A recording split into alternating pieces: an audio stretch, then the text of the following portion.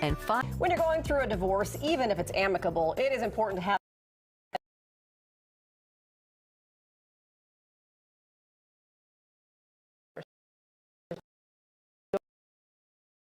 Nice. Welcome to Daytime Chicago. Good to see you again.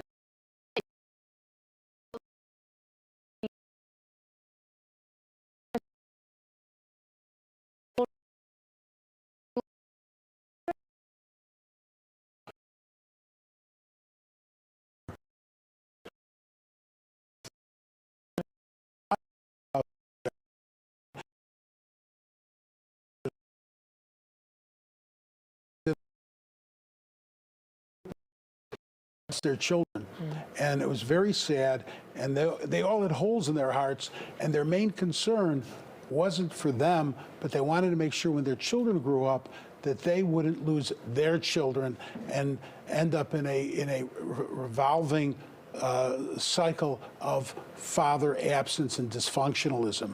That was their main concern. It was a very painful experience, very, very painful. You recently helped a dad who was on the brink of losing a child. Can you tell us a little bit about that? Well, there's one dad that called me, and he had no money, very modest means, struggling, 2 children, but his wife came from extreme wealth. And she was bearing him with court pleadings. He didn't know what to do, and he didn't want to lose his children, and he didn't want to lose everything in the divorce. So when he came to me, he was concerned.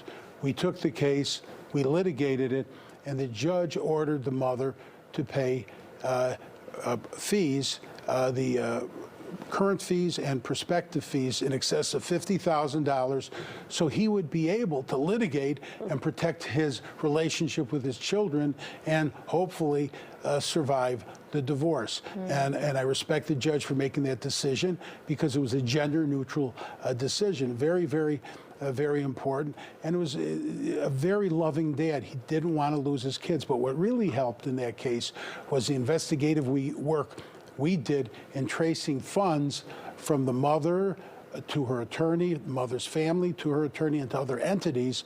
So we were able to determine the amount of assets available For that father to fight that case. And it's not just with young children that they're having to face these issues. You've actually helped fathers with adult children as well so that they can maintain their relationship. Exactly. There's one case we were very successful with where our client has a daughter, she's an adult, she's disabled, and the mother allegedly cut him off from all contact with his disabled daughter. And I believe she was really hurt by it. I really believe she needed her dad.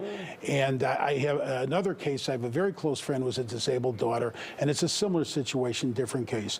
This case, we fought, we won, and our client now is reunited with his disabled daughter, and he did have parenting time. The mother just wasn't cooperating, so the judge ordered her to cooperate. Now, if she doesn't cooperate, and I hope she does, because if she doesn't, on the next court date, she could end up incarcerated, and I hope she doesn't want that. Yeah. You recently wrote an op-ed in the Sun-Times talking about algorithms determining parental control. Is that a big concern of yours? It's a very big concern, and I've been writing a lot, and I'm fortunate that the Sun-Times and Tribune have been printing these articles, but this is important because algorithms should not be used to screen and determine whether or not a child is at risk for neglect or abuse.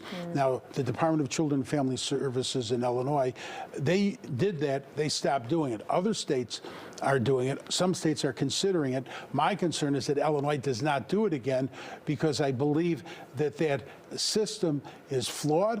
I believe there are issues having to do with race where certain minorities could be at risk in losing their children because of how algorithms are utilized. Now, algorithms are great in utilization to determine the best restaurant for a pizza. But That's not parenting. Right, but not parenting and protecting children from neglect and child abuse. All right, Attorney Jeffrey Loving, thank you for coming in and Thank joining you. us today. I appreciate your thoughts and your information here on Father's Day. For more information, you can call the number on your screen or go to dadsrights.com. Thanks for being here. Thank you. Thank you.